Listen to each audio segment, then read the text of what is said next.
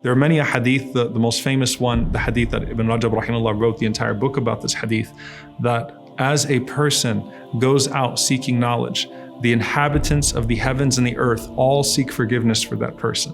Whether it is the angels in the heavens or the fish in the sea, each one of them seeks forgiveness for that person as they go out seeking and spreading knowledge. It's a means of connecting you to Allah because you learn about Allah.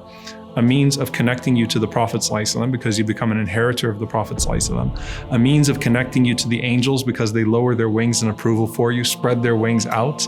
And a means of connecting you to the people because your relationship with them is benefiting them, and even the environment. Because Ibn Rajab rahimahullah commented on that. What would cause the fish in the sea to seek forgiveness for that person is that a person of knowledge thinks about the rights of everything on them, and so they treat even their environment with care because they're acting in accordance with that knowledge, and that's embedded within this.